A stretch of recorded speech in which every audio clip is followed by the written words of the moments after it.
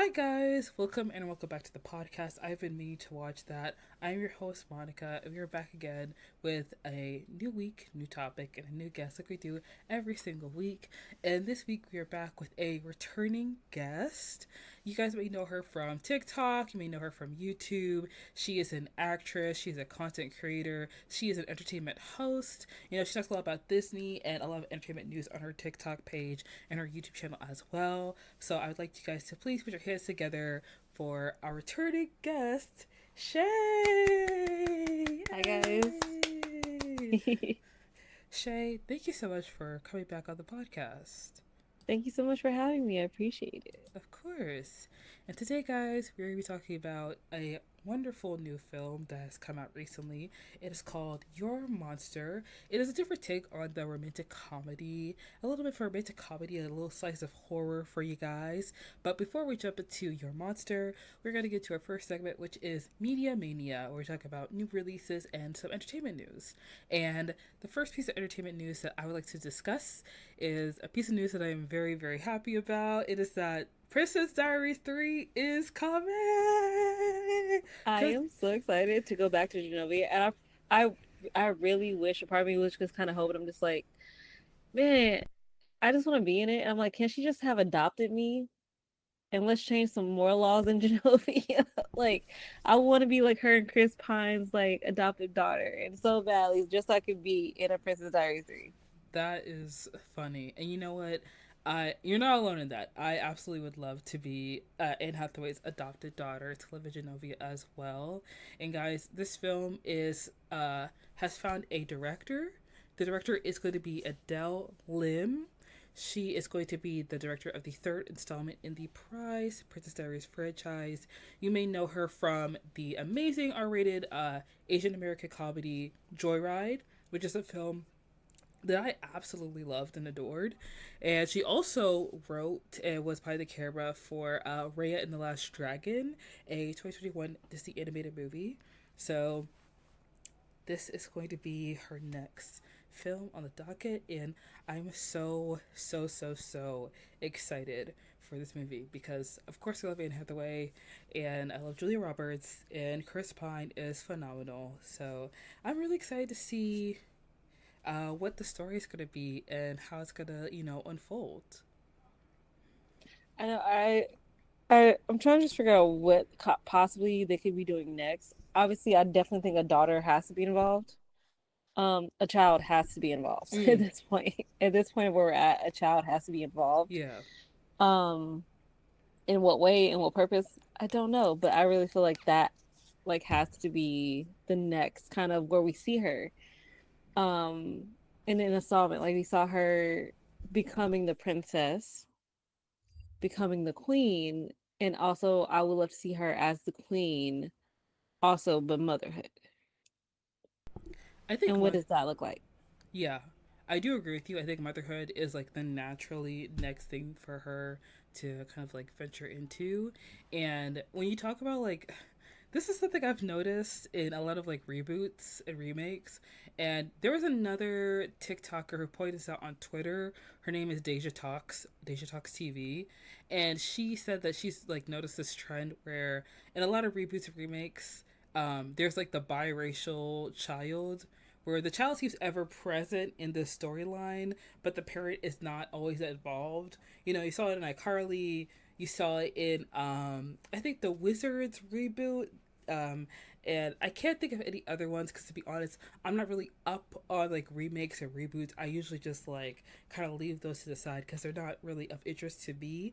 But I have noticed a lot of that, so I am curious to see if like I don't know, maybe we'll see a new favorite like if one of the I don't want to say like the one of the biracial darlings from Netflix happens to be in the new Princess Diaries 3 because I feel like it's possible. You Or know, monoracial black. I like who just knows? just so we're not being erased anymore. I would take it. Um, Nothing wrong with the biracials. I don't have anything issue with them, especially the No. new actress for Wizards. I think she's doing an incredible job. Yeah.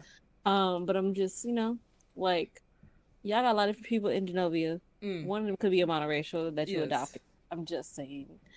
Um, it would be fun.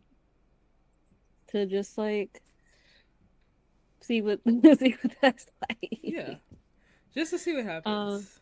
just to see like mm, maybe that like the kid's starting to date. I don't know, like how do you navigate that? And also like a kid that's growing up in Genovia versus Mia's entire childhood.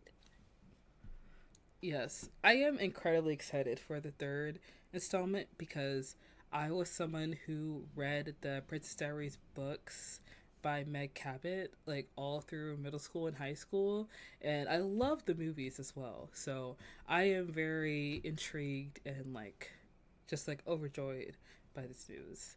And I'm going to move into a new story, which isn't one that I'm very overjoyed to talk about, but it's been something that's kind of popular. It's something that's been very topical on the internet, and I feel like it would be interesting to kind of dive into it. And recently, as many of you guys know, Wicked the movie is coming out fairly soon. By the time we're recording this, it's going to come out in a couple of days. So by the time this episode does come out, it may already be out in theaters. But there was a the poster for Wicked, was released along with other promotional marketing materials, and in the wake of that, there was a fan edited poster circulating online. And it was meant to kind of edit the original Wicked movie poster to look like the Wicked musical poster because the iconography of Elphaba and Glinda is so iconic and so memorable, and it's kind of like something that's very instantly recognizable for Wicked. And obviously the movie poster is very different because it's a movie musical. It's something a little bit different. It's a different take. So of course they're not going to rip off of the musical itself. But a fan edited the Wicked poster to make it look a little bit more like the musical poster, and Cynthia Erivo called out this fan edited poster, saying that it was offensive and deeply hurtful, saying that, she felt like this. Well, she basically stated in her Instagram story that our poster is an homage, not an imitation. To edit my face and hide my eyes is to erase me, and that is just deeply hurtful. And a lot of people, felt like it was kind of like an over exaggeration, or like maybe she shouldn't have said anything. And, many people did not notice the fact that the edited poster didn't change anything about Glinda's outfit or her hair, which is different from the musical poster, obviously. And I remember seeing this story coming out, and at first I just kind of like brushed by it because, to be honest, like Wicked has been on the back burner for me because I am kind of like iffy on movie musical reboots because I love Oh no, musicals. you need to see it. I've never seen Wicked in my life. Uh huh. That was my first time watching it. John M. Chu, the man he is, let me tell you, the Really? man knows what he does, and he does it correctly. Like, no, if you know anything about John M. Chu's work, Yeah. like what he has done as a director, like even what he did with In the Heights, Mm-hmm. like bright, colorful, vertical, like he really does like bring the aspects of a musical to life in such an compelling and beautiful way. And I promise you, it literally lives up to the hype. And I'm like, after I was like, where's part two? Mm-hmm. Like, no, I would have sat here for intermission and came back for part two. I wouldn't have cared. Like, Mm-hmm. that's how, like, I'm like, I know I need both parts now. Okay. I trust your review about it because I'm a huge fan of the musical, and like as a musical theater fan, I do end up watching a lot of movie musicals regardless because like even if I want to act like a stickler about it, I'm going to watch it because I love music, I love dancing, I love color, I love imagery, I love all that. And I feel like a lot of people were not really like understanding how Cynthia felt when she saw the fan edited poster, because I could see how a lot of people could look at it and be like, oh, well, you know, she's doing too much, or she's kind of like triggered by the edited poster, like this is ridiculous, like this is nothing. But I think that ever since the casting of Cynthia Erivo as Elphaba in like Wicked the movie, a lot of people have been kind of disrespectful towards her because like people seem a lot more receptive of like Jonathan Bailey being cast in the movie, and then like Ariana Grande being cast in the film. But for some reason, Cynthia Erivo, it seems like out of left field that she would be cast, despite the fact that she is a Broadway star, despite the fact that she is a phenomenal singer. And I think that a lot of people don't understand that Cynthia Erivo, as talented as she hasn't always been like respected, and she hasn't always been like, you know, I guess like she hasn't been recognized for her talent, at least from what I've seen in like British media and sometimes in the musical theater world. Because, even though musical theater is full of so many talented black actors and so many talented black singers and, like writers and producers, it's not very often that they are rewarded with recognition in the same way that their white counterparts are. It's not the same way that they are not recognized the same way. Like Tonys, the most I'd ever seen black people win at the Tonys was when Hamilton was, nominated for all those Tony Awards. And previously after that, it kind of comes and goes in waves. But people seem to forget that, like, a lot of industries are racist, especially the musical theater industry. And I'm happy for Cynthia Erivo being casted in Wicked. And I feel like her response to the fan edited poster is valid because she's just speaking from her own experience. And fans of Ariana Grande may not know that, or fans that are excited for Wicked may not know that, but I feel like when it comes to like a black woman expressing her, hurt, or just expressing like her feelings really, that there should be a little bit of grace and understanding for that. They don't understand grace when it comes to black women and especially black people. Hmm. Black people and black women especially are told to take the high road, to always show grace to everyone. But now in the reverse, it is never done in the reverse. And that is never clicking for people. Yeah. I talked about this actually today on my TikTok because British media essentially did not have Cynthia on any of the newspapers. Mm-hmm. They had many a picture of Ariana by herself, Mm-hmm. but no one Cynthia. And that is absolutely crazy to me. Personally, she should have went further. Mm-hmm. Because while a lot of people think it was just a fan edit, and yes, it is just a fan edit, but however, you not only hit her eyes, you Mm-hmm. changed the hair. Yeah. Like, you literally were erasing her features. And that is the problem. And the fact that people don't understand that that is actually the problem, it's not the fan edit. It's the fact that a fan edit erased her features of the Mm-hmm. character that she is playing. That's where the hurt comes in. Yeah. That is, they've been, a lot of people have been trying to erase her, especially during this press tour. Like there was an interview they were doing in Australia, and the interviewer, body language wise, was like more shifted towards Ariana and mostly just interacting and asking questions to Ariana. Ariana had to then include Cynthia Erivo on the questions that were being asked. Mm-hmm. So she'd be able to answer the questions. That also reminds me of when they went to the Super Bowl together and the camera was on Ariana and Cynthia was like right next to her, but there was only like a byline under the screen for Ariana. And she literally had to go like, look at my co-star right here next to me. Like I remember that moment exactly, and I was like, ugh, this movie's gonna be a long, a long road. Hopefully they get better for part two, or it might just be more of the same. But I just think it's Cynthia did not go. She wasn't reaching. She wasn't going too far. She wasn't overreacting.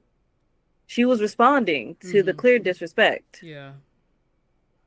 because people are acting like one, there has never been a black Elphaba Mm. on Broadway, firstly, and especially in the West End. Mm-hmm. And then second of all, why do y'all care that she's playing Elphaba? Mm.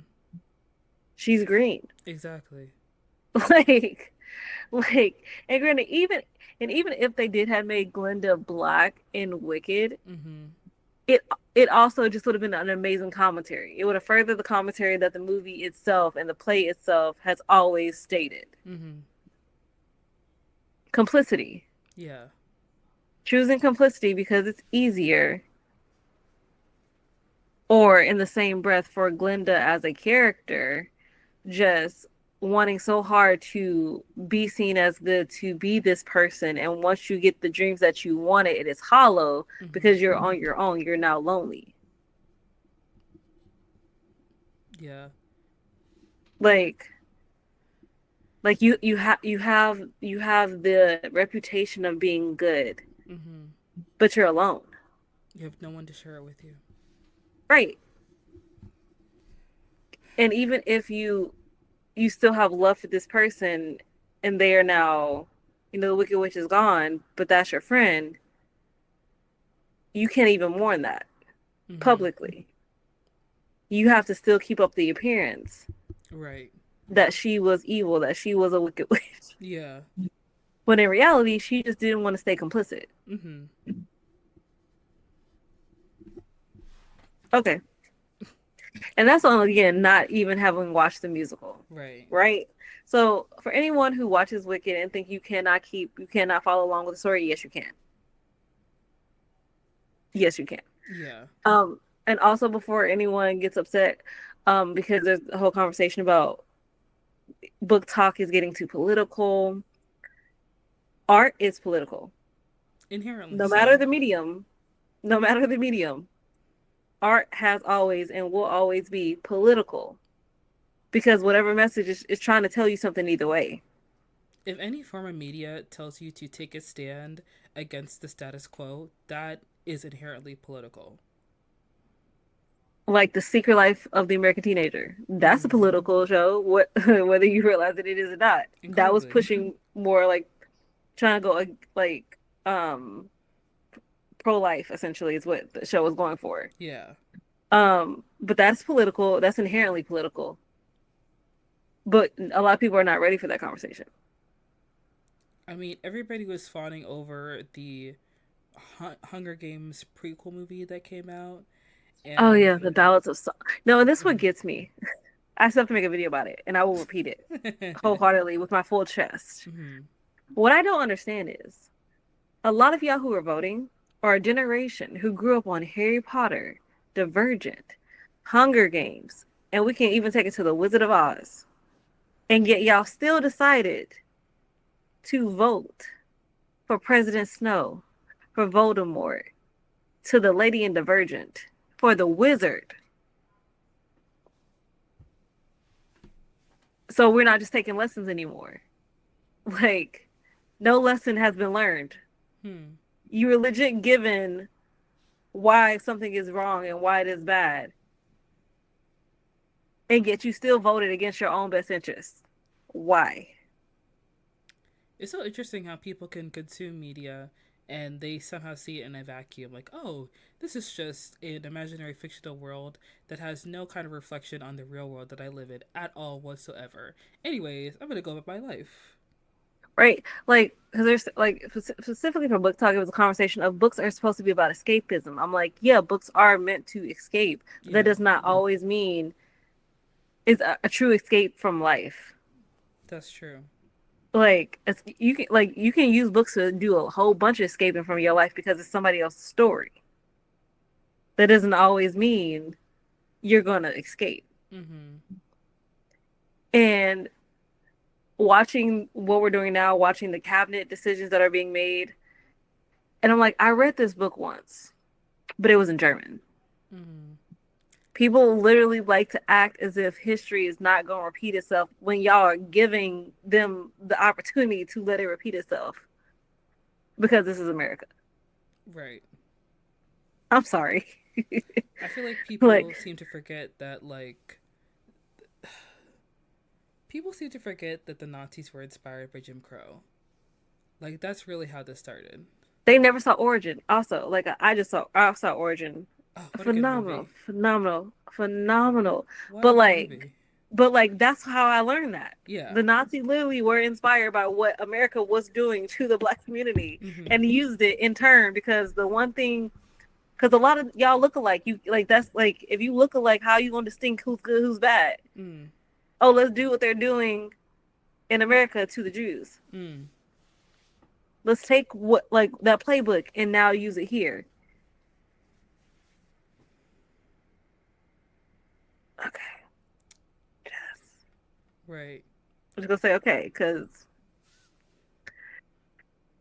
y'all really think like, and people love to say slavery, slavery was like 400 years ago. No, slavery lasted 400 years. It didn't end until about 70 something years ago. That's not too far.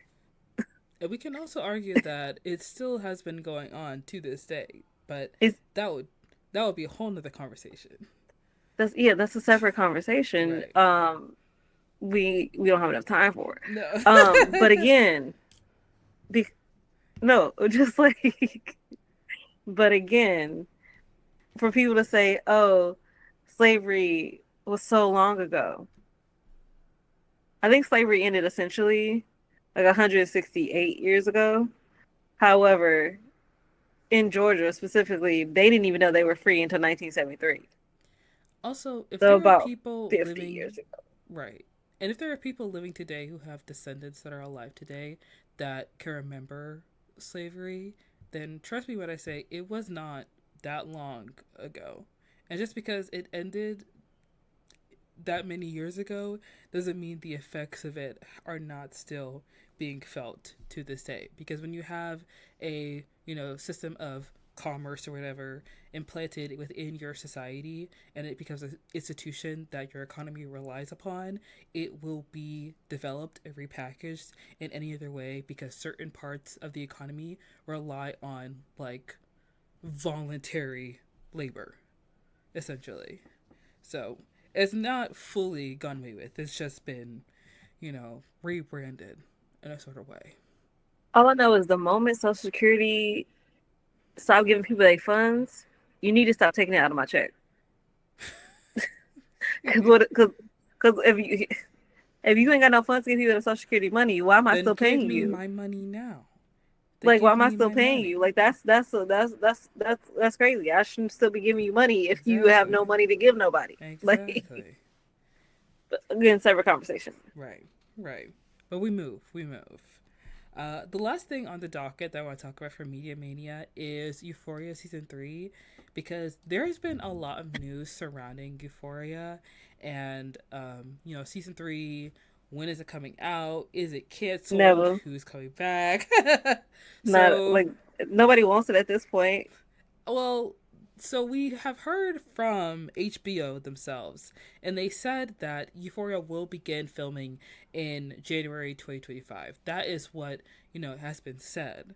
And of course, there aren't any scripts that have been, sent out to anybody as of yet, but they've let us know they're going to continue their partnership with Sam Levinson, the creator, and the incredible cast, and they will begin filming season 3 of Euphoria in January 2025.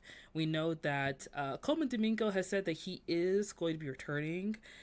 He said allegedly, because he mentioned it in an interview, because the interviewer asked about it. He's not sure 100%, but he says, I've been told that we're going to film Right. in January, and I've been told that there are scripts out there, and I've been told that I will be returning.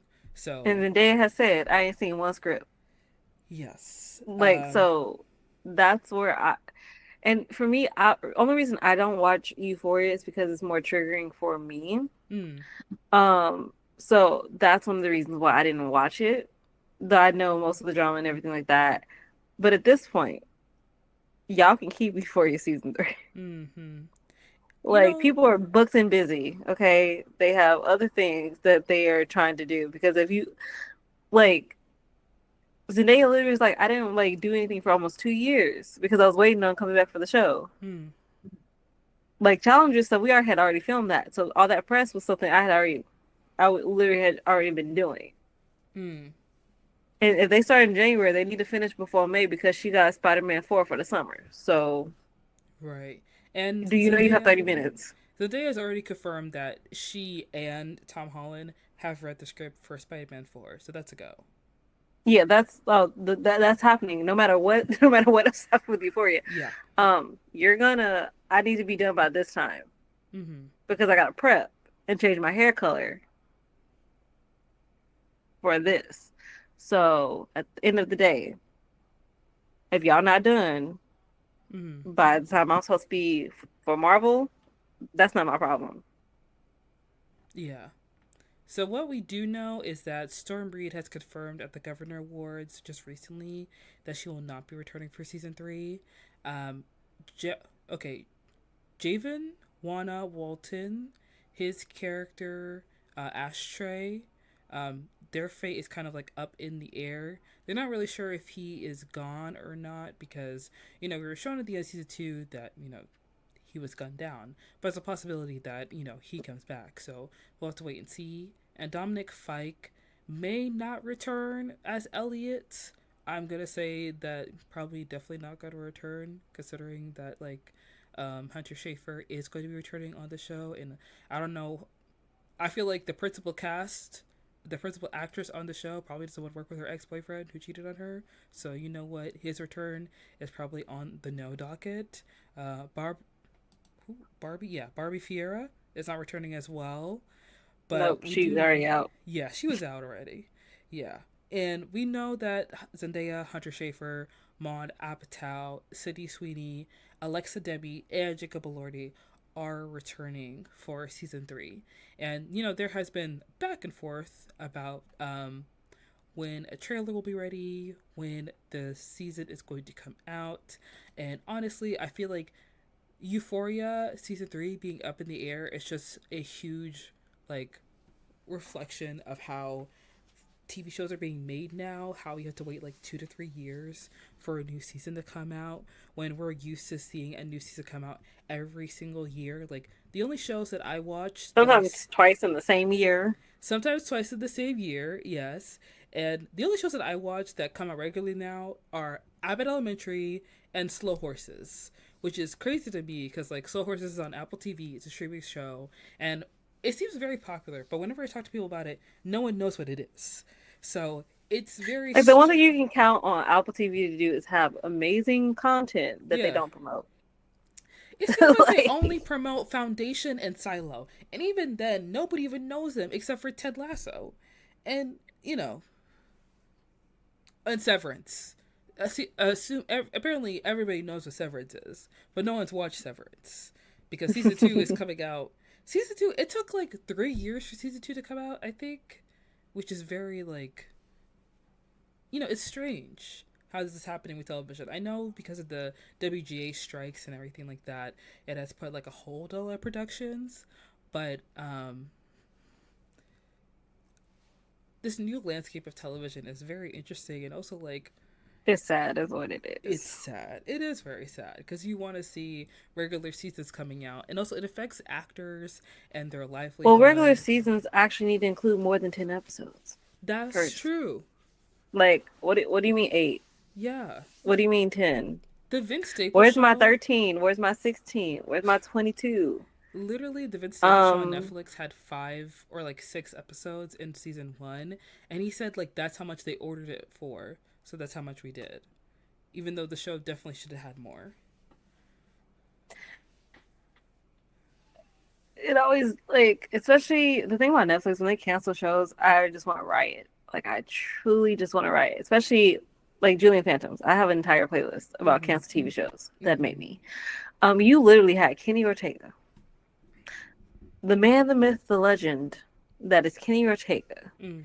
give you an absolute gold mine that is Julian the Phantoms, and it took you a year and a month to cancel. You could have put them kids to work. Like you could have put them on a tour, and you could have made money No, on a really, tour. really.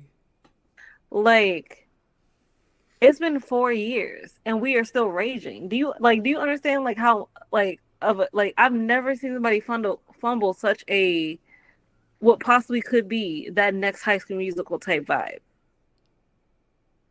It's funny because like The Order was a show. No, it was The Society.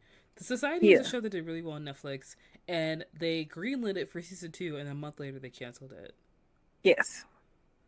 And it's like when you say, "Oh, it's the numbers," and I'm It's like, not the numbers. "It's not the It's not the numbers. Like it's numbers. because you want to spend 20 million per episode or whatever on Stranger Things that nobody asked you to spend that much money on Mm-hmm. an episode of Stranger Things." Mm-hmm. Firstly, um, did we need 5 seasons? Probably not. Like the budget you could have gave to a show like Julian Phantoms, Teenage Bounty Hunter, Mm-hmm. First Kill, like It's for shows you don't promote, but mm-hmm. watching the surge in fandoms that they get because of social media,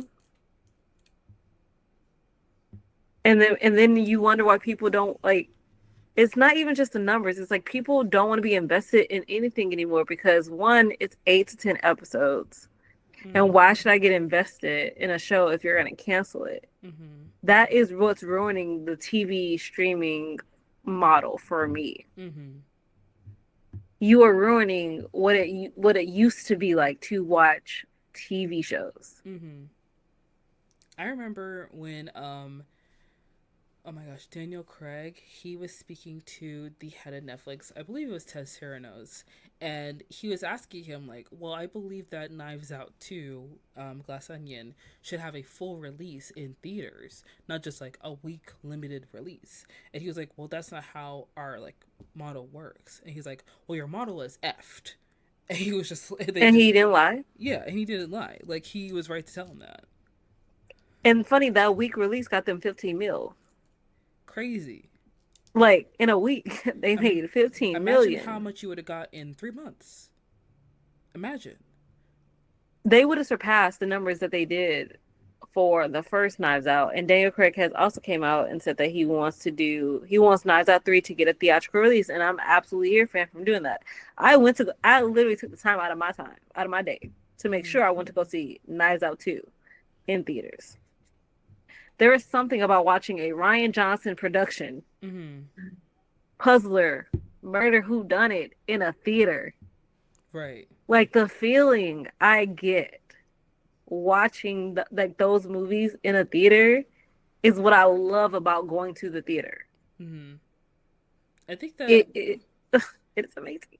and I think a lot of streamers are like losing the plot because they notice that a lot of subscribers on their platforms are watching older shows. So they seem to Hmm. think that people want remakes or reboots. And it's not that they want remakes or reboots. They just want a they want content. They want to be able to watch something for a long time and know there is a lot to watch. They want to put something on and know that there is going to be another episode after another episode, because people do watch things to like escape for a moment, but they want to watch something that's interesting to them. Like me, I've been watching The Good Wife because I just finished A Diplomat on Netflix and I wanted to watch something else with like a strong female lead. And The Good Wife has been recommended to me a couple times and I can watch it on Amazon Prime, and I like the show. And I was blown away by the fact that like, oh, this has like 21 episodes in season 1. In my head I was like, I have enough time to Because it watch was a this. network show. Yeah, it was a network Because it show. was a CBS show. Yeah, it Like I finished season 1 in like a week. And I was like, damn. That didn't take me nothing at all. no, like a lot of reason people are watching older shows. Like I do my living single, Yeah. One Tree Hill content of rewatching, binging. Mhm. Um, not only because I know what I'm expecting, but also just because I got 9 seasons out of One Tree Hill. Yeah. There are new things I'll like get out of it. There are 5 seasons of living single, Mhm. and I still laugh. Mhm. It's been 30 years, and True. I still laugh when I watch Living Single. Mhm. Golden Girls, 7 seasons. Like they're like it's not just about it's being long. There's 20 plus episodes of these shows, and they're still funny. Mhm. If you could make me a show now like they were doing back in the day, you wouldn't have to worry about nothing. But instead, you gave me 4 seasons of Emily in Paris that I didn't ask for. Hmm. But I can't get Julie and the Phantoms. Yeah. I couldn't even get First Kill. You didn't even promote First Kill, and everybody and their mama was talking about that show. It's sad when people start watching a show on Netflix and they're like, they're gonna cancel this one, and I'm like, okay, well, let's not jinx it now. Let's leave it alone. And then Dead Boy Detectives happened, and I was like, dang, maybe Oh he's yeah, right. like Dead Boy Detectives. Like Hmm. everybody's been talking, or Lock and Key, even. Oh my god. Like Oh my they actually gosh. what pissed me Or off the most about Netflix Lockwood sometimes and like you Co. actually have great Oh shows. my You gosh. actually have great shows, but you cancel them and give us things that we never asked you for. Please bring back Lockwood and Co.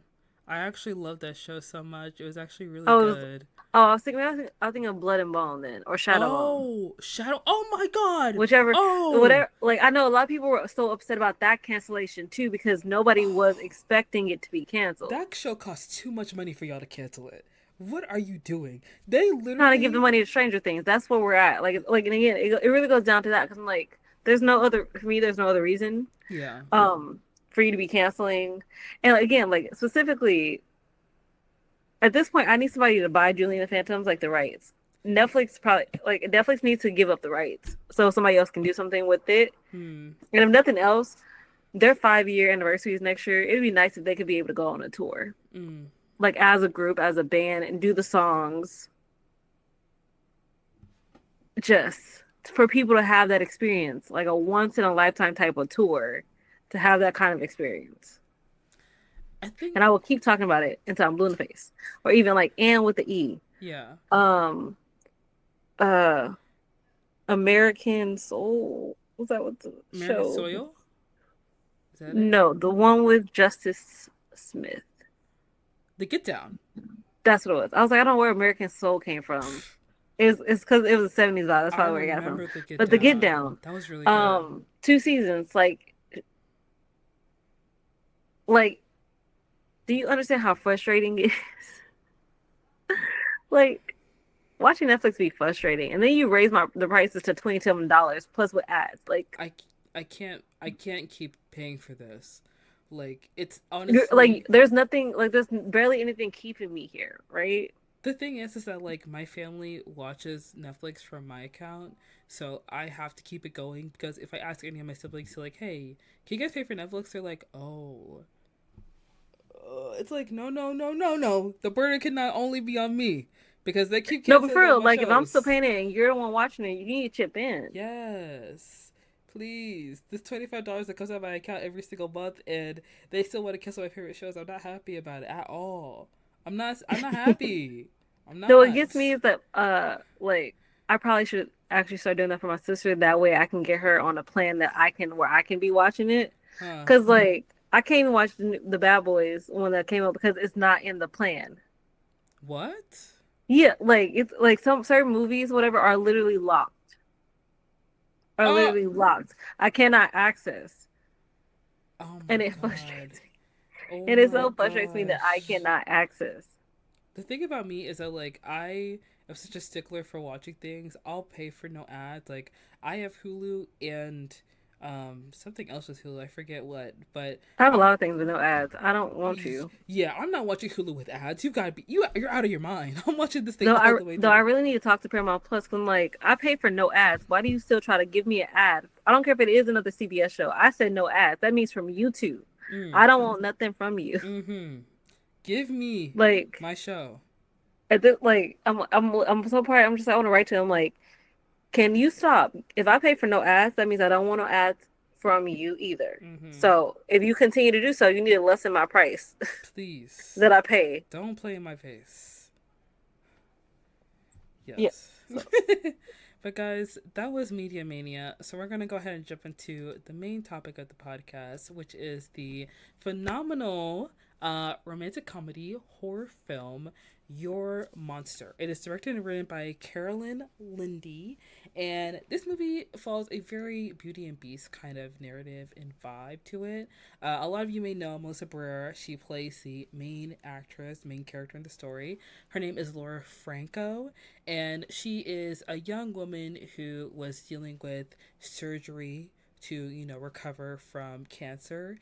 And while she was recovering from that surgery, her boyfriend, long-term boyfriend who she was writing a musical with, broke up with her while she was in recovery. And now Laura is sad, heartbroken, alone, and one day she is hella medicated. a little medicated, yes. And so one day she is, around her childhood home, by herself because her friends are too busy and her mama ain't there for some reason. But Laura is alone in the house one day and she runs into a creature who is known as Monster, played by Tommy Dewey.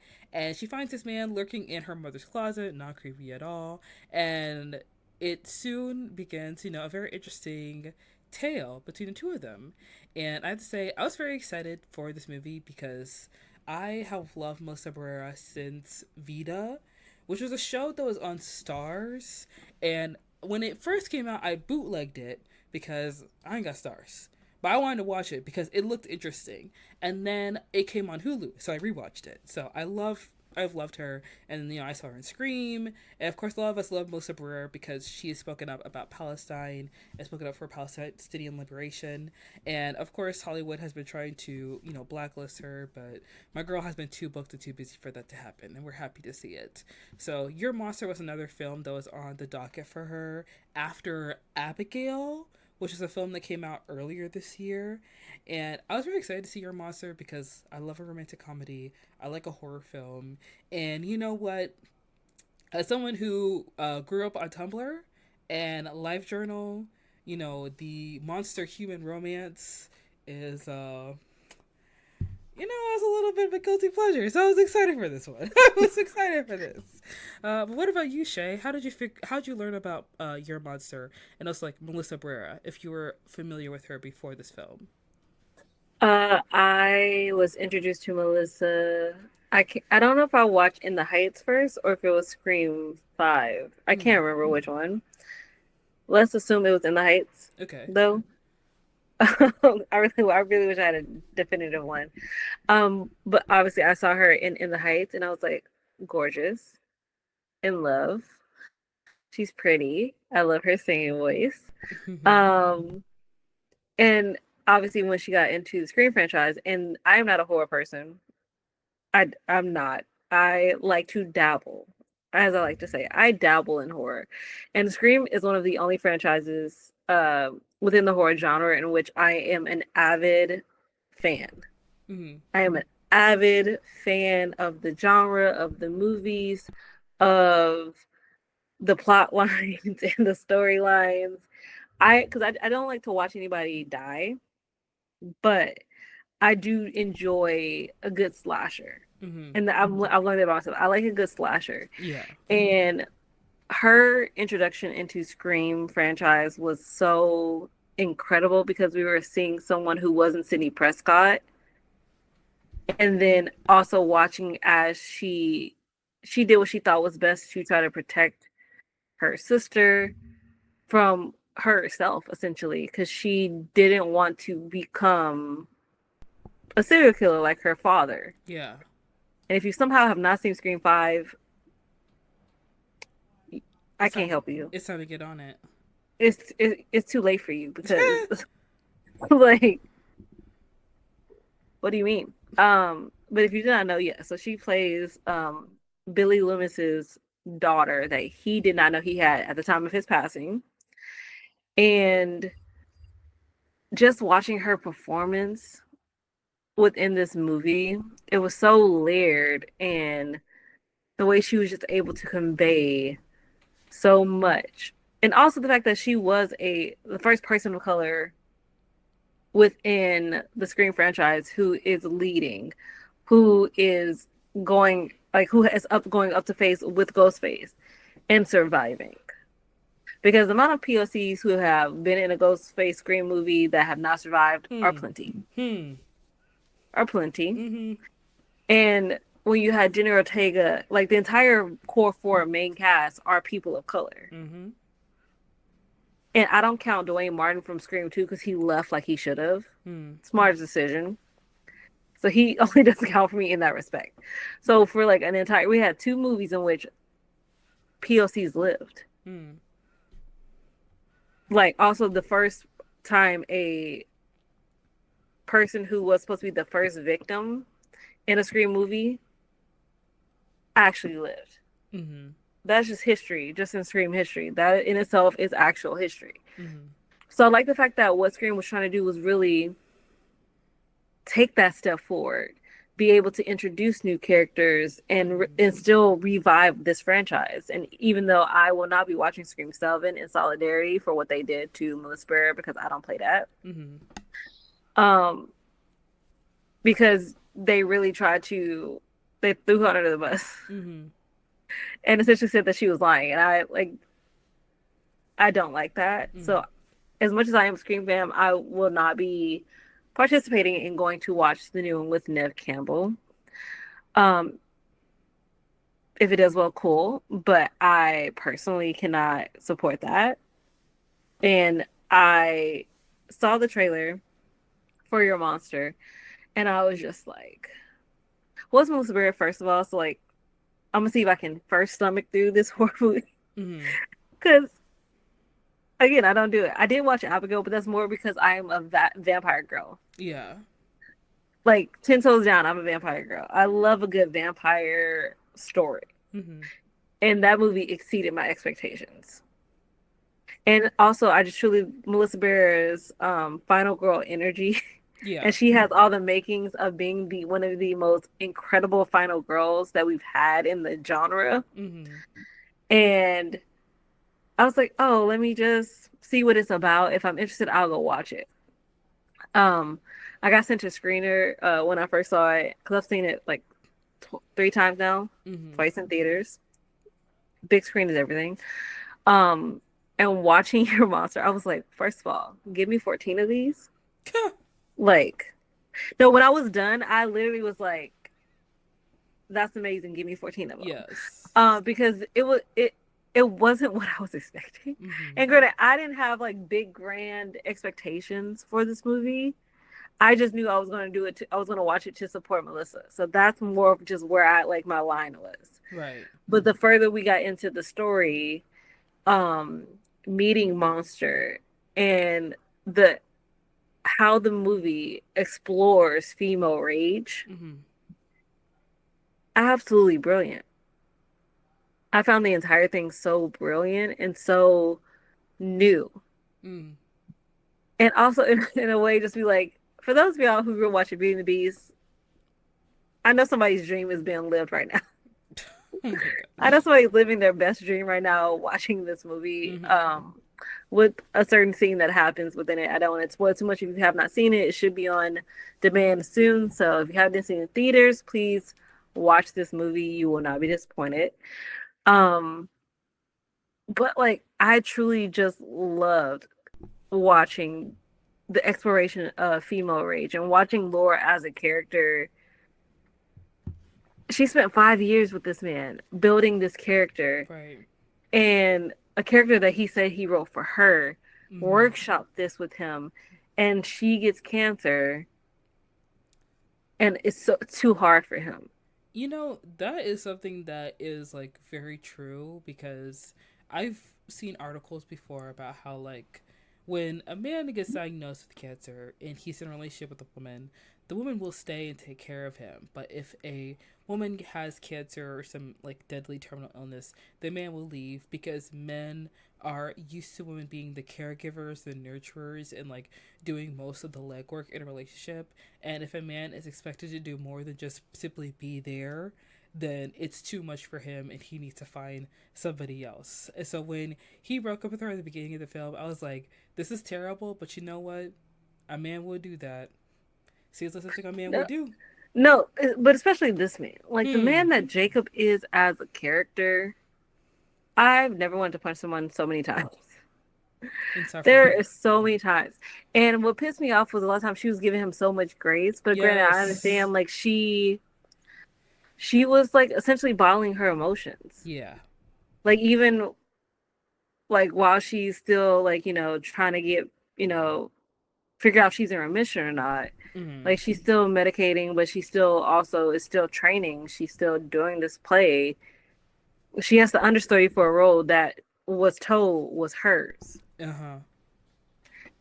And then you have the best friend Who's not who's really like, doing I'll like anything. like I'll be here. I'll be here. Oh my God, what time is it? three No. o'clock. Oh, Not really I gotta helping. go. Yeah. Or you tell me that, oh yeah, the auditions have already started. Are you going? No, I don't really like the casting person, so I'm not gonna do it. Yet you are there Right. for rehearsal, Mm. for a table read. So there's a lot of contradictions here already. Yeah. And the moment it is discovered Mm-hmm. what they did, I mean, we could say it. This is not a spoiler free okay, review. cool. We can spoil free. What the character Macy and Jacob were somehow sleeping together within this year of her Cancer. having cancer. Somehow within this year, y'all are starting to sleep together. Mm. But you still showing up in my face, smiling. You see, that's the thing You that pisses you me want to talk off. about it?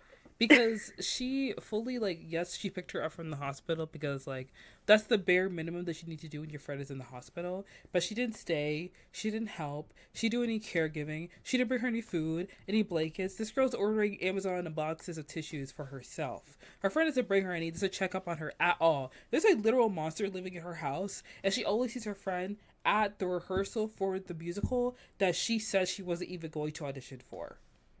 Yes. And Like, what I loved about it is when she called her out on it. Like, mm-hmm. no, you are.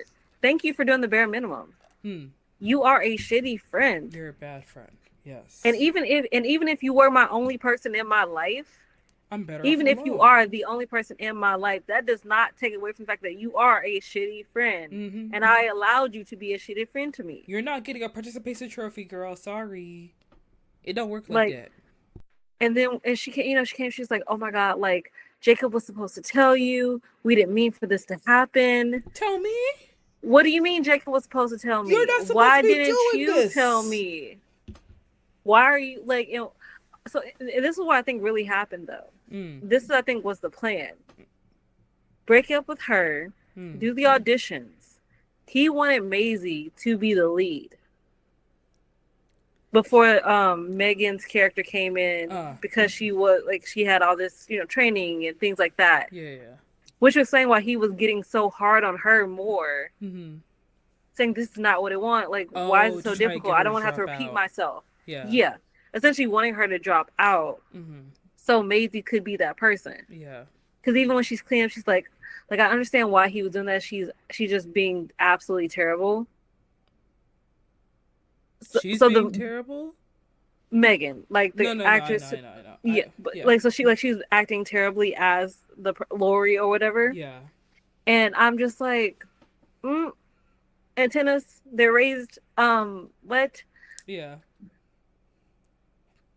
Because What is. he didn't want her at that role, Yeah. like, and I'm like, oh, you wanted to put Maisie there Mm-hmm. to jumpstart Maisie, who's now your girlfriend, even if you're not telling nobody. Right, right, right, right, right. But now Laura's here, who's understudying. So now we're all in a kerfuffle.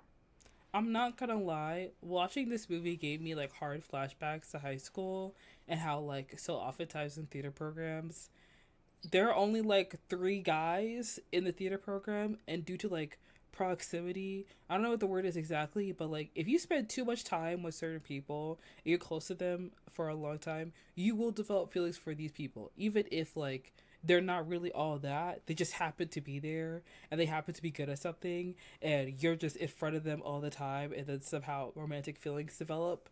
And I feel like him with Megan's character, and then him with what's the red hair girl's name? Maisie. Maisie. Like, I don't know. I was looking at Maisie, looking at him, and them together, and I was like, that makes no sense. Y'all obviously spent too much time together. Like, that's the only reason why this happened. Because outside of the connection with Melissa Burr's character Laura, there's no reason why y'all be hooking up, like at all. Besides that, you're both terrible people, so somehow, Right. of course, you ended up together Mm. because the person who was always doing everything for both of you is incapacitated. Right. Right. Right. Right. Right. Mm. Like, okay. Interesting how that works.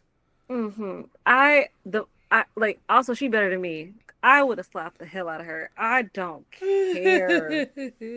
And what pissed me off even more, I'm just like watching the scene, the musical number. I'm like, damn, you're good. I don't like, and I Yeah. hate to admit that. Like, I hated to admit that so badly, but I'm just like, damn, Macy, you actually good. And You're that really actually pissed good me at off even more. this. Like that pissed me off even more because like I don't want to side with you at all. But I'm Right. just like, oh, but you're good. I'm not, still not siding with you. Loki at But the end okay, you got some chops. You when talented. At the end, when everything happened and we saw what we saw, I was sitting there like, so we bring Maisie out too. She's next in the wings. Like, we What? can make But this this. this what gets me about the end, Yeah, right? This what like I don't care if this man is a director. I don't care. The way he is hollering and slamming things, he could have hurt her, and y'all were just gonna let it happen. he's doing too much. Like, sir, you could have did this afterwards. If like have this anger after, because Like, like man's gets a production, gets one's production, and he thinks he's on top of the world. You are not Andrew Lloyd Webber. Let's sit down.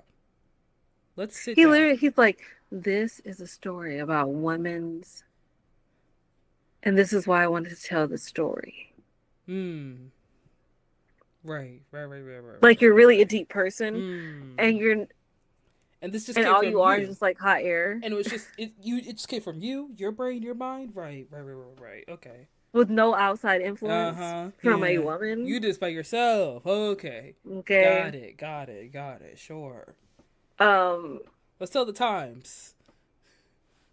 but like that I think that was the most unrealistic thing for me because I'm like, I don't care. Like at least one of y'all could have stayed back to watch Hmm. to make sure she was okay.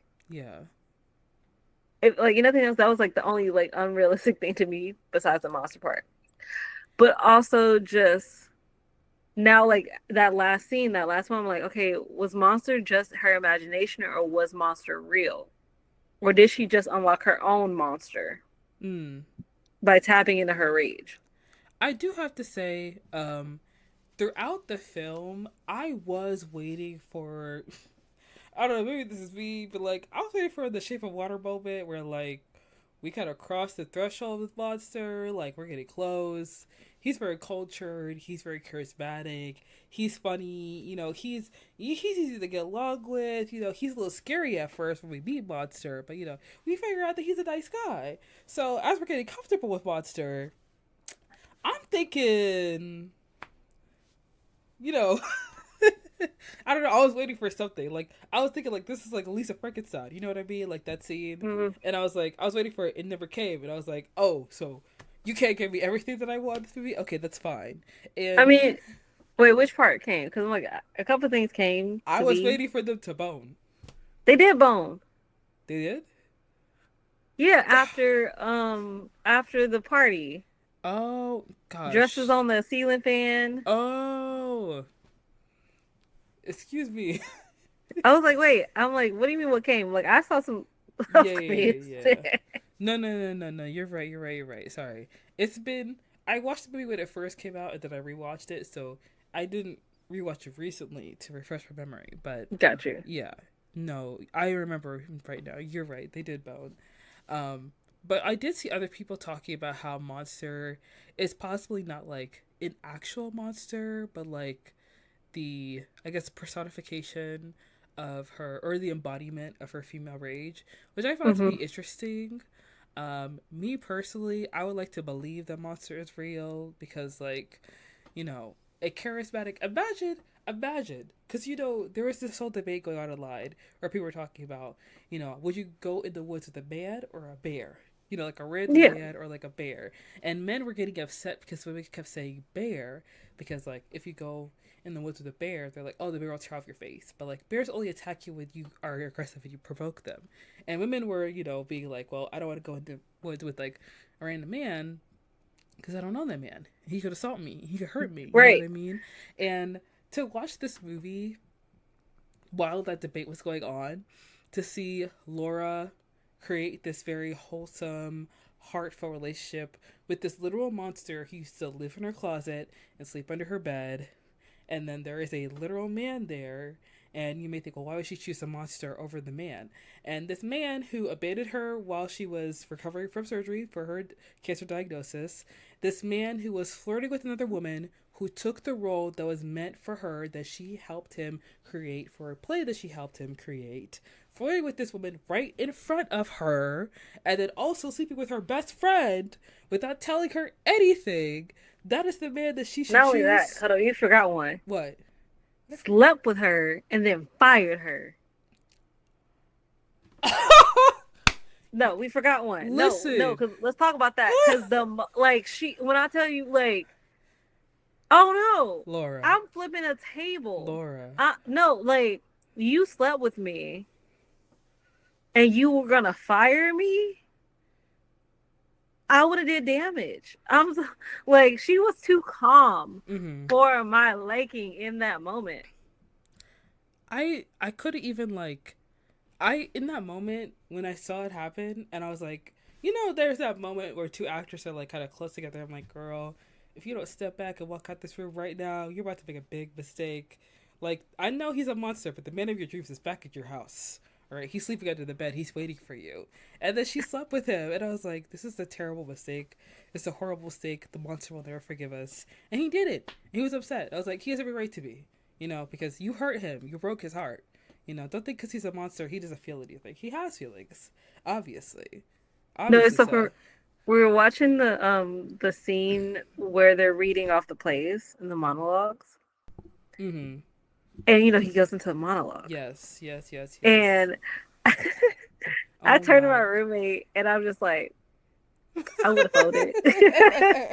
I would have folded. Like it would have been took one for me to fold. Oh my But gosh. also give me like a man knowing Shakespeare for some reason such a turn on. Like especially when they are able to just invoke so much emotion and power into the words. Mm-hmm. Like knowing I Shakespeare. was not a theater kid only because we didn't really have that where I grew up, but I am Uh such a huh. theater kid, like at heart. Like it's not just like Like knowing Shakespeare. It's like knowing Shakespeare, understanding Shakespeare, reading it thoroughly and reading it emotionally and accurately, and not being pretentious about it, but being someone who is appreciative of the art. That's what he did in that scene. And when I saw that, I was like, wow. like Whoo. no legit I turned around, I was like, Whoo. I would fold it. And I'm not even ashamed of it. Like you can't shame me for this one. Mm. Like I don't care. It's like if the bar that low, I'm like the bar was in hell, Girl, okay? Like it don't ain't gonna even take ask much to get me. that bar risen, It first of all. don't. It like don't. Not at all. Not at like all. Don't think a little fur gonna stop me. It ain't gonna. it might have, but like I still would have folded. Like I Yes, would have took a chance on them. like a lawn chair. Like I would have took a chance. Mm. And like if Monster technically, even while he was probably an embodiment of her rage and Mm-hmm. maybe not real, in that scene afterwards, it was just her with herself. I'm like, I'm glad you had a good time. Right. Like if he really was not like a real entity, Mm-hmm. I'm happy you had a good time because you Mm-hmm. deserved that after what Jacob had put you through. Okay, I'm not gonna like you lie. deserved it.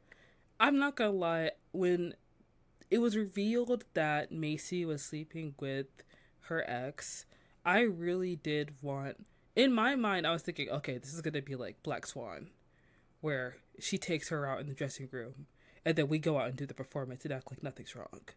But that didn't happen. And I low key was expecting that to happen because while I was watching the movie, like, of course, it's a romantic comedy and a horror film, Mhm. but majority of the movie is romantic comedy. There is not much horror in the film. So I was low key like, you're gonna give me a little taste right now, right? Because it would have been interesting to see, like, her literally take out Macy and then her go on stage and just continue on the performance as normal. And then for her to take out the director before the second half, I mean, like, why not? But I But I mean, just she technically still did pull a black swan. She took out the director. Blood is still on the outfit yeah, and everything, and she's still just saying as if nothing's wrong. nothing's wrong. Like, Nothing's happening. because in her mind, Monster's the one that took him out, not me. Right. Like, Mm-hmm. Monster's still in the wings, just chilling. Yeah. Like, I think that there's something so um for me there is something very vindicative about this film it because was so vindicating. I don't, like, no, seriously, it was.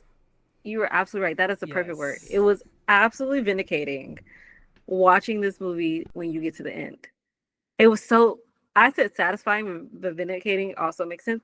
It was like I felt so scared, Mhm. like watching that moment. Like, and not because I just want to like take everybody out, but just like for a person who has always been a giver and a giver and a giver and a giver, and you've been bottling all the more hard emotions for Mm-hmm. so long, Yeah. and then you're medicated, and then you're slowly coming off. I also think part of why she really wasn't getting as angry is because she was on that medication. Mm-hmm. Like, and now, like, oh, cancer free, so the medication is coming out. She's really just everything she's been feeling is just like that was bubbling under that little happy, low energy surface Mm-hmm. needs a place to land. Yeah. And I granted, it landed rightly to mm-hmm. me. Yeah. And I do want to say, like, I definitely agree with you because a lot of women, especially me, have been taught that, like, your hard emotions or emotions that seem, you know, to be anything besides, like, kindness, compassion, being soft, like, demure, like, those emotions are not ladylike. You know, those emotions are not feminine. Like, those emotions you shouldn't, like, you know, hold on to, so to speak. And Melissa Barrera playing someone who is like soft spoken and kind of like innocent and vulnerable, when like every other character I've seen her play has been outspoken, has been, you know, extroverted. Whether it was like Vita, where she is very much like sensual, outspoken, kind of like, you know, a free spirit, and then seeing her in like Scream, being someone who's strong and bold and fierce, and then seeing her in Abigail, someone who doesn't take any lip from anybody, and then her playing this character in Your Monster, someone who like obviously dresses like a grandma, someone who pulls her hair up and wears Her glasses. outfits are so adorable, though. I'm not gonna hold you. They're not adorable, girl. They're bad. They're adorable to No, me. they're bad. I think they're so cute because No, there's such a childlikeness to it. I think it's not because they're like grandma. I think it's just really more of a childlike I don't know any child that dresses like that. barrier.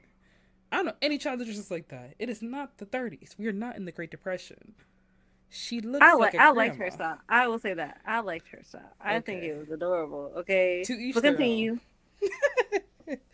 But you know, seeing her be someone who's so vulnerable and then finding the ferocity inside her, finding her boldness, finding her rage, and honing in on that and taking hold of that is something that I found to be very vindicative because I'm someone who's like very like meek and like kind of to myself for the most part. And although like we present certain personas online, people do not know who we are in real life. And who I am in real life is someone who's very like to myself. So to see Melissa kind of find that strength within her, and then Monster being like the facilitator of that, for her to take hold of her anger and her rage, and you know, not see it as something that's bad, but something that's good. You know, take hold of that, whether it's like throwing the plates or just like screaming and being angry and like being obviously like rightfully angry at that man for leaving her in that hospital bed, and then casting that girl in the role that was meant to be hers, that she literally wrote, he wrote for her. They were together for years. Like, she's right to be angry about it. And for him to, like, you know, kind of drill that into her head, like, you should be mad. You should be furious. Like, literally after the party, when she sees him hooking up with the girl that she thinks is Meg, and Monster's like, no, no, no, we're not moving past this. Like, you should be mad. You should be angry right now. The guy's a terrible person. And she's like, you know what? I am mad. I am angry. And I'm like, yes, girl. It's time to get mad. It's time to get angry. Yes. It's time to get furious in this moment. Like, that is something that I loved seeing in the film. Because, you know, like a lot of times when you have female leads, they do have to be like bold. They have to be like badass. They have to be like this and that, that. Like, I like that. I love that. I think it's great. It's something to aspire to. But like, girl, I'm not that bold. So to see someone like come into her anger was something that I really enjoyed and I really loved. No, I completely agree. I This movie is so seriously my favorite. It is it's seriously one of my favorites of the year. Mm, And you're right. Like, there's so many times like women are told like our rage isn't something that is valid, yeah. even when it's valid. Like watching this movie, this man was gaslighting her the entire time. Ah, Like, and granted, when he called her, he could have just lied and said, "You didn't get the part. Yeah. You don't have to be in the ensemble. Unfortunately, you're not gonna understudy." He could have said that, but he also just like keeping her close or on a string Mm-hmm. Because that's because what men do, okay? Because he could have easily been like, "You're not casted in the musical. Sorry." And that's it. Cut the cord. You don't have to see that girl no more. You move on. But he feels bad because of something that he did. he did something He bad. did something bad and he should feel bad, but he's not going to say sorry. He's not going to say sorry. He's going to keep her along, because he knows that keeping her on the cast gives her hope that they may get back together. And he doesn't want to hurt her feelings anymore, but he doesn't feel like he's the bad guy. But he doesn't want to be as bad of a guy to not let her in the ensemble because he still wants to think he's the good guy. He still wants to think he can make things right. And he thinks that, like, oh, I need to let her go, but you know what? Let's talk to her. And then he gets in his feelings, and then he sleeps with her, and he still fires her because in his mind he thought, well, at least she got this dick one last time before I never have to see her again. Because that's what he thought he was doing. But you weren't doing that, sir. You are a bad man. You're a bad guy. Because men think that they could do one thing and it'll like be like, oh, it's fine. You know what? I had to do this bad thing, but if I do this other thing, I won't be as bad. You're still bad. You're still bad, man. You could have just let her go, cut her off, cut her loose, and go on with Macy, and then that would have Or been you could it. have gave her the role that she should have rightfully had. Or he could have effed off completely and said deuces, because that's what he should have done. Yeah, He didn't really want her. He didn't really love her. He didn't really care about her. You could have just no. taken your role as a bad guy, but you wanted to be the good guy. You're not really a good guy. You're not a good man. All right? You walked out on her after surgery, bro. All right? That's not what a man of quality does. All right?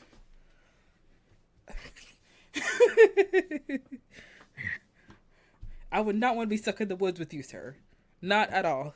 I mean, no, not at all. Granted, No. I wouldn't want to be stuck with Maisie either, but that's more because like you like her as a character, I like it, but it like she's like the type of person that says one thing to your face, and then her actions really show like Something else. something else. Like Yes. her actions literally is bare minimum, and literally just I like to keep you around because you make me feel good about myself. She does enough so that you can think that she's a good friend because she knows that Laura is never going to call her out for being a bad friend, or at the time, Laura was just going to like let her be a subpar friend because she wasn't going to hold her accountable to anything, or she didn't have any standards for friendship. So she knew she could just get away with being a subpar friend. I think that's why I like Megan's character. What's her last name? Mahani? Fahi, Wow, how did I get that wrong? Megan Fahani? so Fahani? Fahi is Fahy. I It think should. great. I think I put it in the notes actually. Megan Fahy. All right, there we go. Okay, I was right. Yeah. Megan Fahey. I like her character because she she's new, and like at first, listen, I am guilty of this. You watch romantic comedy and you want the girl to get back with the guy, or at least you want the girl to get over the guy. This is what I wanted. And you see him flirting and flaunting on with some new girl. And of course, like, we're meant to hate the new girl because she stole her man. She's the one in the way. She's the other woman. Blah, blah, blah. And, like, did I not like her? Of course I did like her, girl. I watched White Lotus, okay? I know what you did, okay? But in the end, she was really just like, oh, I did not sleep with that guy. I don't know him. Like, someone just told me, like, I got recommended for this job and, like, I got the part, barely auditioned. I didn't know this was part was free. No one told me that because, of course, no one told her. Because why would someone tell her that the part you got was a part that he wrote for his ex girlfriend that he's with for 5 years and that he broke up with her? And like, also, no one, the girl that told her, like, hey, this part that you have, it's for her. It's not really meant for you. It's for her because they're together. Obviously, that girl didn't know they weren't together no more. So that in her head, she's like, oh, oh, I'm stepping into something. So she went to her going to like Laura and being like, hey, just to let you know, like this role, this part was given, you can have it, girl. You can have it, girl. I didn't want none of this. I don't want no drama. It's okay. But not Like, even that. I just like how her character pointed out, like she's like, I wasn't trying to be flirty. I literally was just trying to just keep my job. Because as a woman in this industry, I could be called difficult and not work again if I don't like, yeah, show I'm a team player with the director. right.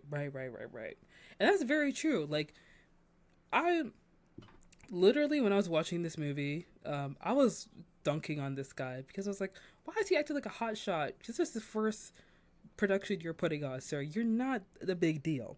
But obviously, for like Megan Fahy's character, she's already done this before. But it's important for you to build your resume and like build connections. For her to do another production is like important. So she's not gonna treat him like he's just some grad student with like a little production he's putting on. She's gonna take it seriously. And in her mind, she wants to be as professional as possible, even though like directors, they will cast women in certain roles just because they're attractive. And then because the woman is attractive, they'll be a little more friendly towards them. And you can't be shooting them down, like you said, because like if you do that, then they'll think that you're cold, they think you're, a B word, and they'll be like, oh, well, guess what? You're not going to work at this town again because you didn't want to pretend to flirt with the director, even though that's literally a professional, but, you do what you got to do to get a job. So she, obviously, for her mindset, like you said, was just kind of coming on to set and being like, okay, well, I guess I'll, flirt back with this guy and I'll laugh at his stupid jokes and I'll let him touch my hair or whatever and I'll let him, like, grab my shoulders and he'll be fine and then I can like move on to the next production and just like put this on my resume and like be done with this. But like I know I would have been relieved to her hear like, oh, this is for someone else. It's like, girl, this is your role, you can take it.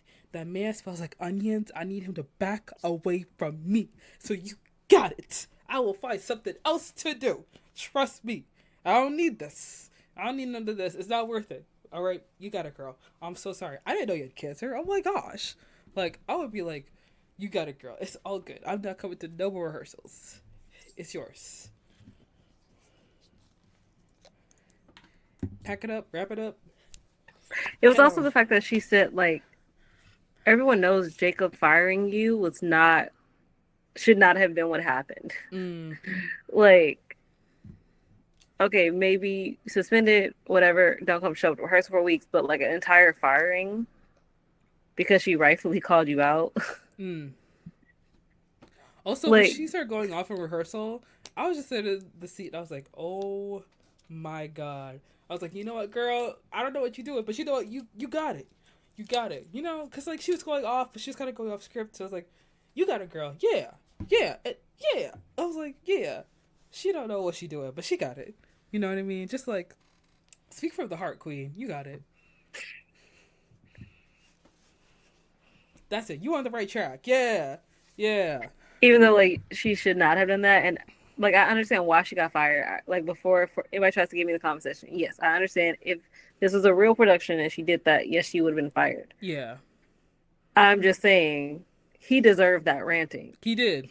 He deserved it. That has been waiting for weeks, probably months even. Um, so like he deserved to be yelled at like the way he did.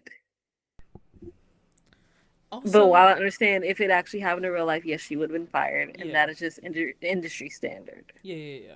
I don't have to like that decision though, but I know it would happen. Hmm. I also love that this rom com was something centered around like empowerment. Something centered around like her kind of finding her voice and finding out who she is, and less so on her like chasing after a man and like finding his affection. Because like, of course, Monster is there as the love interest in a way, but she was not seeking out the love interest. Not like really. That wasn't like the point of the film. But really, she found a way to kind of like be her own person and feel strong within herself. And that's something I really loved and I really enjoyed about the movie. And it reminds me a little bit of Lisa Frankenstein. Have you seen Lisa Frankenstein? Love Lisa Frankenstein. Yes. I love that there are more like weird girl movies coming out where it doesn't have to kind of fit into the conventional form of like, you know, what a romance film looks like, what a horror film looks like. You could do something that like subverts the genre. We can have a little bit of fun while doing it, and I like that, and I enjoy it. And you know, I always need a movie that I can put on when I'm not feeling well and I just want to lay in my bed. Like, I, as much as I love Legally Blonde, I need something else to rewatch. And Your Monster is one of those movies I'm definitely gonna be rewatching. I will be skipping the musical part though because not gonna lie, I low key wasn't like I didn't care It's about the production. I it was was such no like that those scenes are my little favorite. Like the oh songs were bops, and especially her last final one, the voice, the music, the arrangement. I absolutely loved it. her voice is amazing. Melissa Barrera's voice is amazing, and I do like the music. But I feel like because we spent so much time building the relationship between her and Monster, when it finally does come to the musical, in my mind it was like, okay, I know that there's a production going on, but like, I don't really care about the production. You know what I mean? Like, it felt like a I do. backdrop. Okay. I care. I I I really do. I really like that aspect. I truly truly love that aspect of it because like if the whole thing was just always just leading up to the production, but we never see the production, Yeah. it was like what was the point? Mm. Right. So I just feel like that part is also just necessary within the storytelling. Yeah, I see what you mean. I think that I was kind of like, I don't know. I feel like I just got caught up in the story where the production kind of like took a backseat for me. But I did enjoy the music. I did enjoy the singing. The costumes were interesting. I don't think I really understood what the play or the musical was about. But you know what? We had fun along the way. You know. Okay. Do you have any like last thoughts about Your Monster?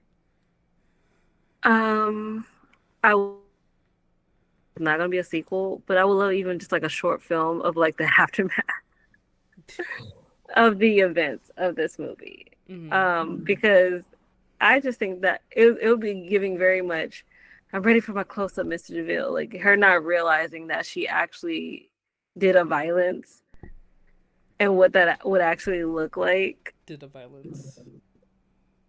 Like to the violence to her as a character. Mm-hmm. Will we still see Monster as the extension of a person, or is it just her? Mm-hmm. Type Right. of thing is more where I'm like, I just the possibilities are there. I think a sequel would be interesting. Me personally, I feel like I probably would have just made the movie longer and maybe I would have like edited down some parts and fixed some of the pacing so that we could have like a post credit scene, you know, to like kind of wrap things up a little bit. But I really enjoyed Your Monster.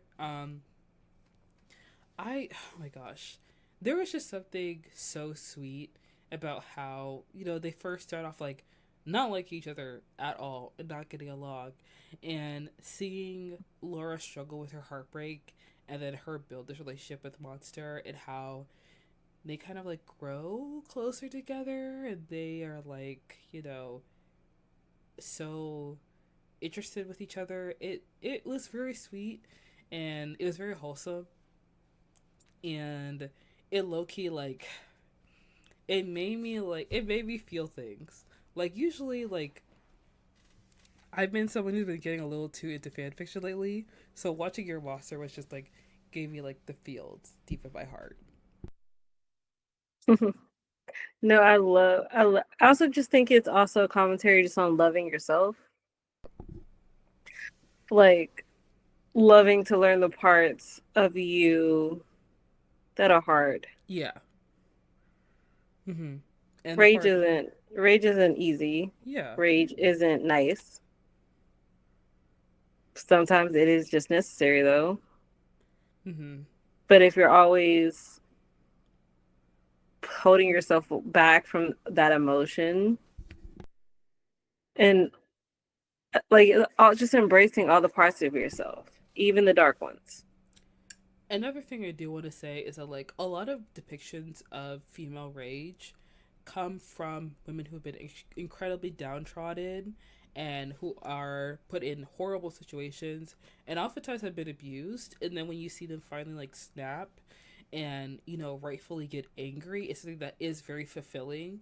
But it also feels, I don't want to say this, it seems like, I don't know, rude or like demeaning. It feels fictional at times because it feels like it could only exist within this story. Like sometimes when I As if there's watch, only like you can only have rage if you've been through some trauma. As if there's no other time rage uh huh, is a valid response. yeah, yeah, because like there are different displays and aspects of female rage that you see it in film. You could look at Gone Girl and see like her meticulous rage. You could look at Daenerys and see like the steady rage through the seasons. And then there is Melissa Barrero's character Laura in Your Monster, and how she is someone who is meek, she is quiet, she is vulnerable, she is at times seems have like this childlike innocence about her, and her rage is incredibly valid and understandable. But because, like you said, she's medicated and she's bearing her emotions and she's holding back so much, she never really feels all that she's feeling until she reaches her breaking point and she truly does, unleash her anger and unleash her rage. And I feel like it is more relatable in that way because I know so many women who are like quiet and like timid and like kind of, are very shy into themselves. So to see a character like this on screen, you know, take control for rage and like her anger is something that I really do love. And I feel like it feels a lot more grounded and realistic to me and a lot more relatable in a sense.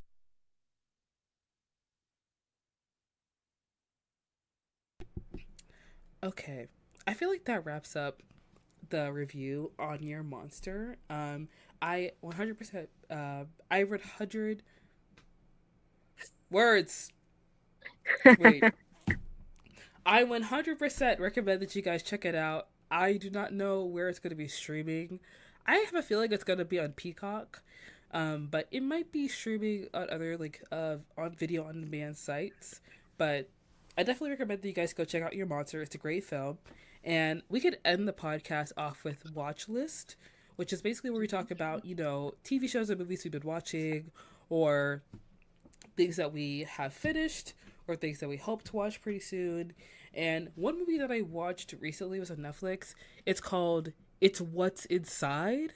It was basically the body swapping movie where these kids from college, they reunite with their friend from college who got like kicked out of school, but he turned out to be this Mark Zuckerberg kind of guy, and he has this machine that helps people switch bodies. And essentially it's like it's a hot new Netflix movie that's like kind of sci-fi and like messy and dramatic. And I watched it. It is very confusing, but it is very good. It is very messy and it gets super intense. And I liked it. I enjoyed it. I'm definitely not gonna rewatch it because I had to pause like multiple times during the movie to like be like, okay, this person's in this person's body, and this person is like this person, and this person wants to sleep with that person, and the movie has so many twists and turns. So I guess if you're someone who really likes like highly intense films that are kind of confusing but like a lot of fun to watch, I'd recommend What's Inside. I think you would like that if you're into that.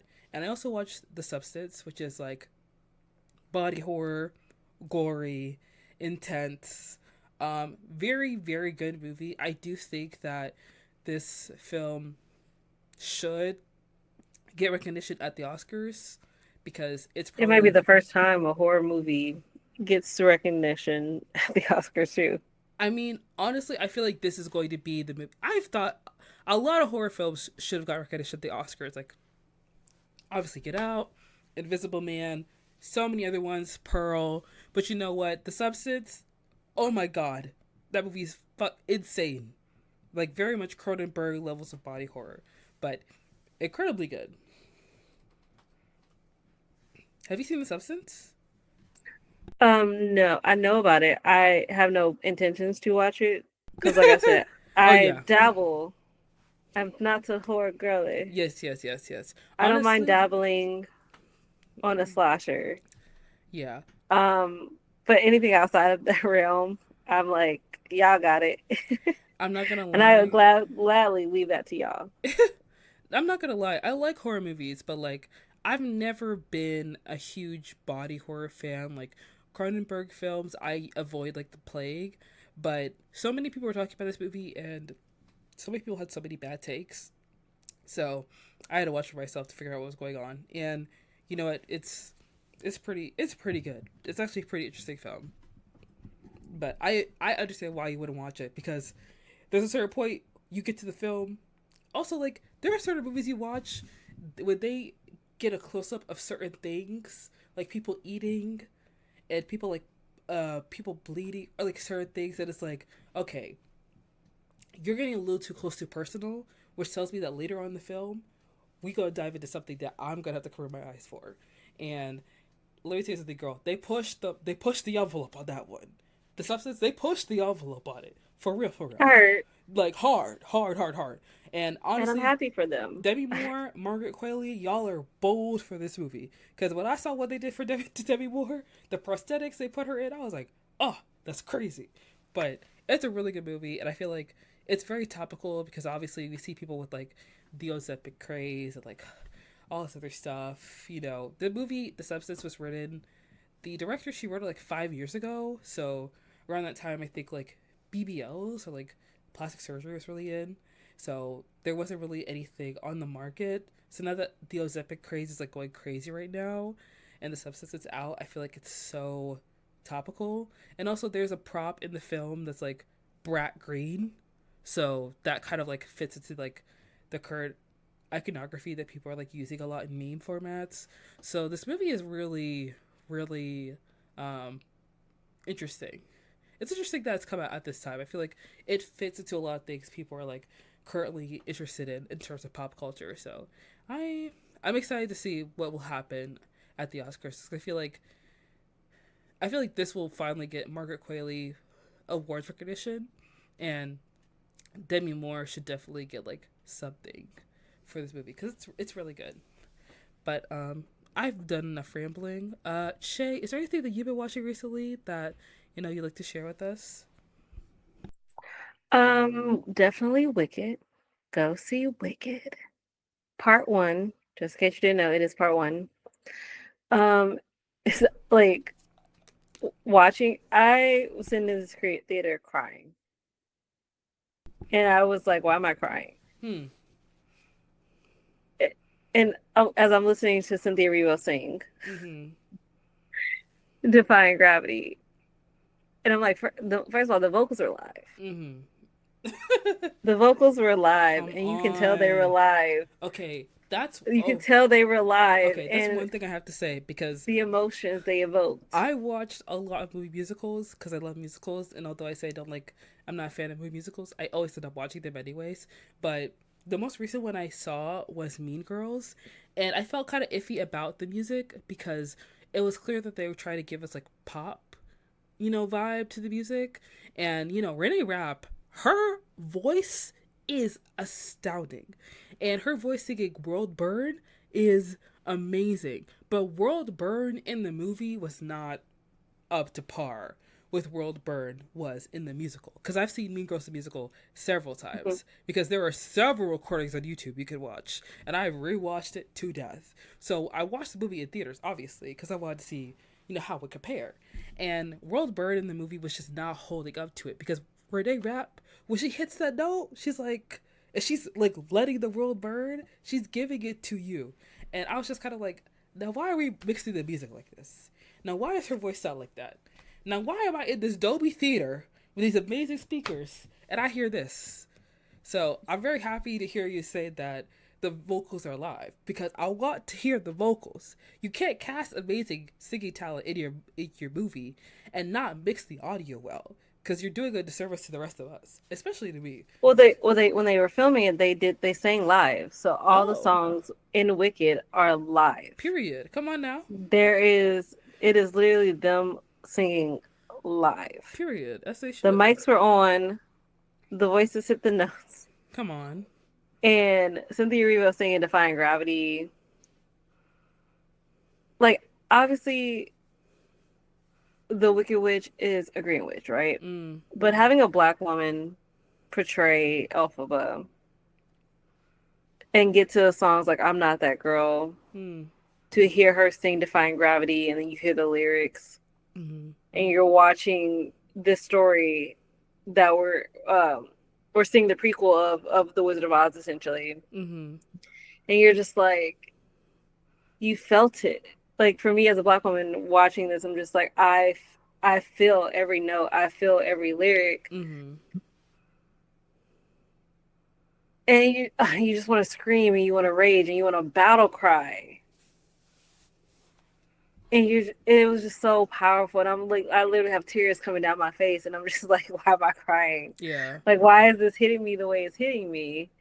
And though obviously I know why it's hitting me the way it's hitting me, but at the same time, I'm just like, I was not expecting to do this when I came to see this movie.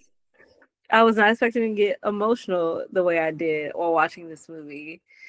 Because like I said, I think I'm truly a theater person at heart. Mm-hmm. Um, and what I love about theaters and musical theater and plays is the emotions that can be invoked within Yeah. performances, Right.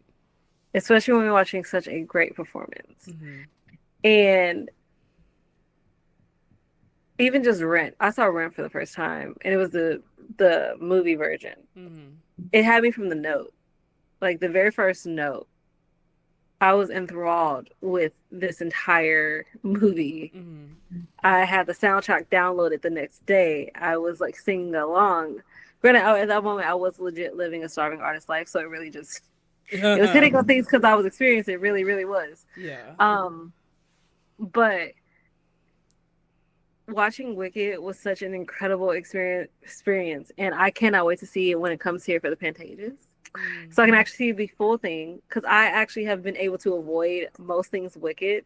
Mm-hmm. Because I'm the type of person, like, I know I can get obsessive about media, right?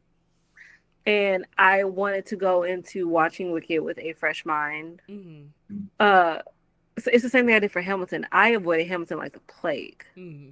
Like, don't play the music. I don't want to hear it. I want to be able to just, like, when I am able to finally see it, to just go in fresh and not like have preconceived notions, right?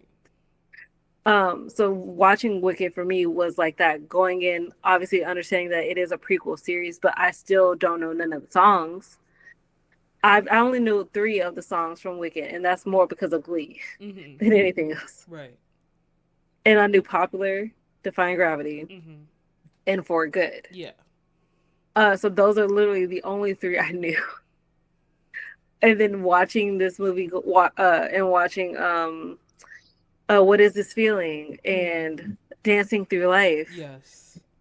And also Jonathan Bailey's got that Riz. Like, sir, you Ah, should not have this much Riz on you in this movie. Like, I can it's feel it not coming through the fair. screen. It's not Like, it's fair. not fair for the Riz to be this strong in this Sir, man.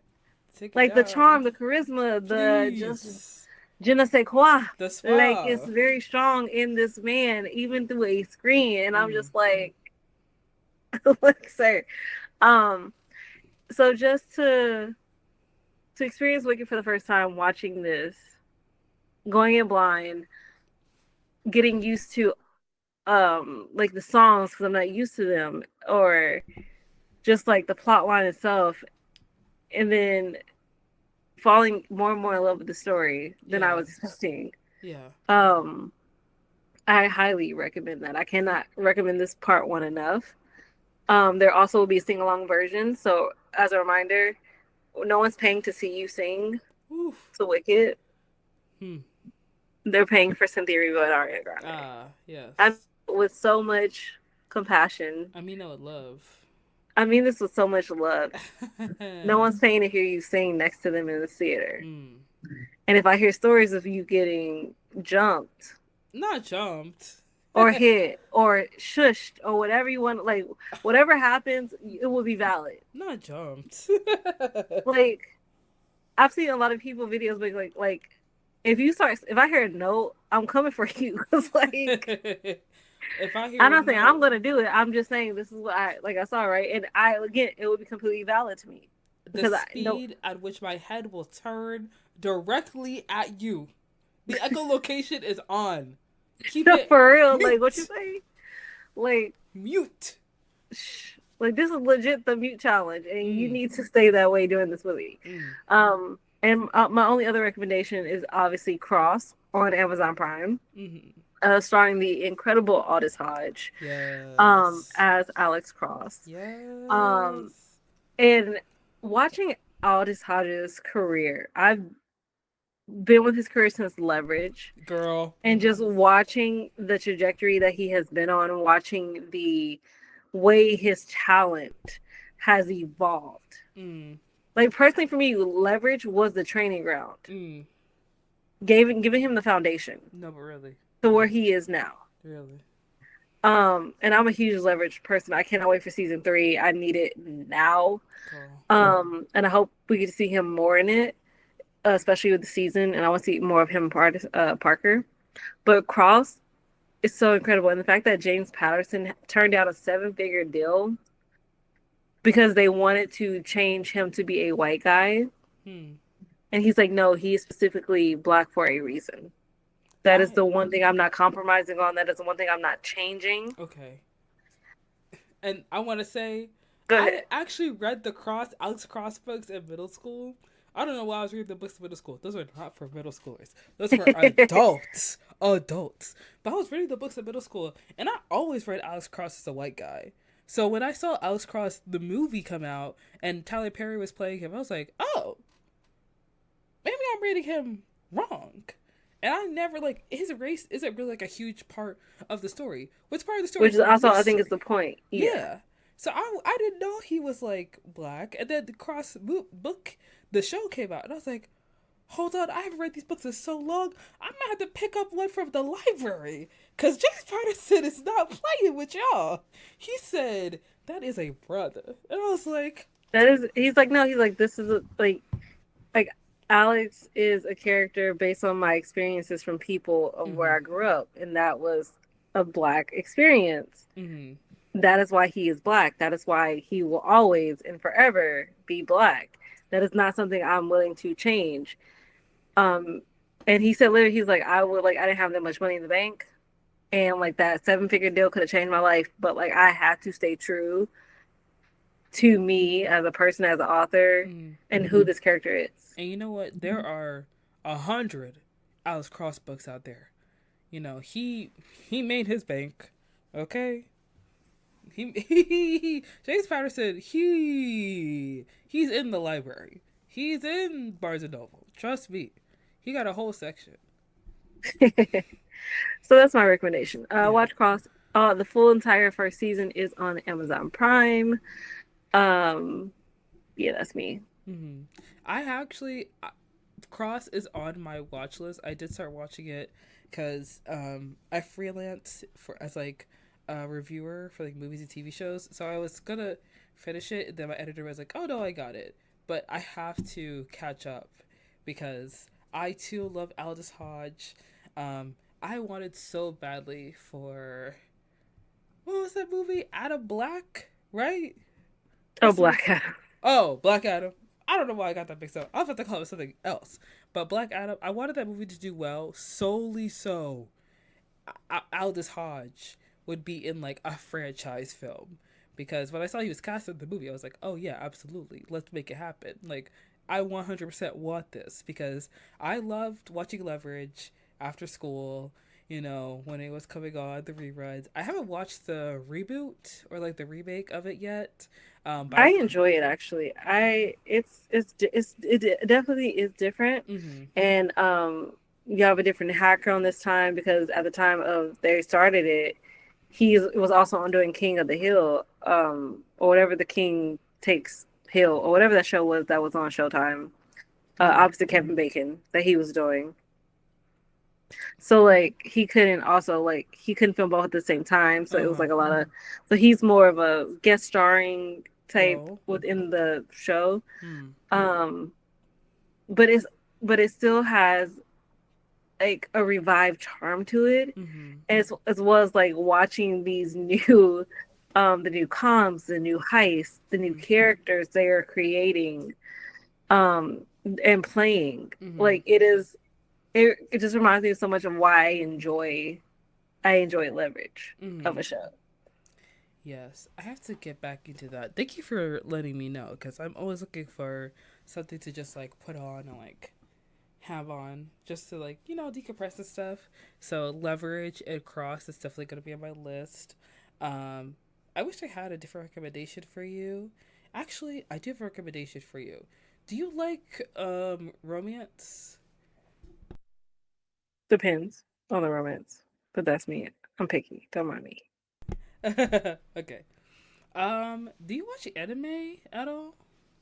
No. Not even an ounce. The only anime I watch is Boondocks. Okay. So there is an anime I did start watching on Netflix that I'm gonna recommend to you, just because like it kind of reminds me of Your Monster a little bit, but not really. And it's called Romantic Killer, and it's about this girl. Her name's Anzu, and she doesn't care about boys. Like she's not interested in boys at all, and she only likes her cat Washiko? Washiko? I can't remember the name.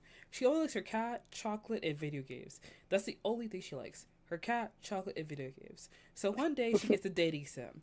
And turns out the dating sim is not just a dating sim. It's a wizard that comes out of the game and is like, "Hi, I'm gonna take all three things that you love, and I'm going to get you in a romantic relationship with a guy, and you're not gonna get yourself back until you get a boyfriend." And it's kind of like, are you serious? But the show is essentially like about this girl with no interest in dating at all, who's forced into these romantic, scenarios. And at first I was watching it, I was like, this is very cheesy and very corny. But it after a while, it was actually like really funny and actually like very wholesome and interesting. And I started to really like it. And I've been watching it because like as much as romance is like fun to engage in, and dating is a thing that people do. Um, you know, you know how that goes.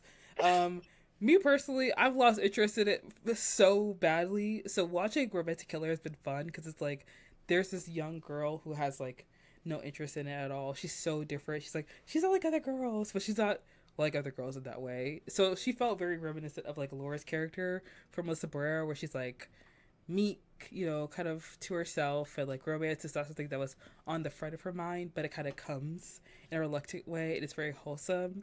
And I should say, Anzu in the show, she's not meek at all. She is very much like brash, nerdy, dorky, like very like girl. You need a shower, and you need like you need to learn some manners. Like we do not act like this in mixed company. You need to behave, but it's a fun show. So, I mean, if you're looking for something fun to watch, I recommend it because like each episode's like 22 minutes, so Not bad. it's nothing. It's like nothing. And I think there's one season of it now. I think there's one season. I'm on episode 9 and I'm enjoying it so far. It's a silly, goofy, fun time, you know. So, I'm gonna be honest. I might check it out. I'll give you a might because I think the premise sounds cool, but again, I'm just not. mm, It's just not my vibe. I know. I know. I've only just gotten into anime because, like we were talking about before, a lot of shows get canceled, and like a lot of shows only have like 13, 10 seasons. And the great thing about anime is that like people always recommend you the long ones, so there's a lot to watch. But there are a lot of anime that are only like one season. So even when you're looking for something short to watch, it's there. If you're looking for something substantial and long with a lot of story and a lot of episodes, that's also there. The fun thing about anime is that there's also a manga. So if you get really into the anime, you can also read the story, learn more about it, learn about the interpretations. Like people do breakdowns. So that's why I've been getting into anime because like my shows keep getting canceled on Netflix, and I can't survive. I can't abide by this. I can't do it. I need something more. I need something substantial in my life. You know what I mean? That's fair. Yeah. But give it a try if you like. And Chae, I want to thank you so much for coming on the pod. It was so wonderful talking to you. Where can people find you? You guys can find me at A Spoonful of Chae on TikTok, Instagram, and YouTube, and Blue Sky. I'm on Blue Sky, so find me there. Mm-hmm. Give me a follow. And definitely my YouTube channel. I'm gonna really start getting more into that. Mm-hmm. Um, given what might be the demise of TikTok. Yeah. I know that people have been talking about how like TikTok will be migrating to Lemonade now, but we shall see what's going to happen. Because, girl, things keep changing, things keep happening. But guys, I want to thank Chae. Thank you, Chae, once again for coming on. It was so wonderful having you on and talking to you, guys. Thank you so much for having me. Yes, of course. And guys, go check out Chae on all her stuff. Her links will be down in the description down below. Go follow her, go watch her, go subscribe to her YouTube channel. And don't forget to follow us on all social media, Instagram, TikTok, YouTube, Twitter, at I've been meaning to pod or I've been meaning to pod. And also don't forget to check out the Patreon for exclusive benefits. And guys, don't forget to tell your friends and family about your new favorite podcast. I've been meaning to watch that. I'm your host, Monica, and I'll see you again next week with a new topic, new guest, and new host like we do every single week. Bye! Bye, guys.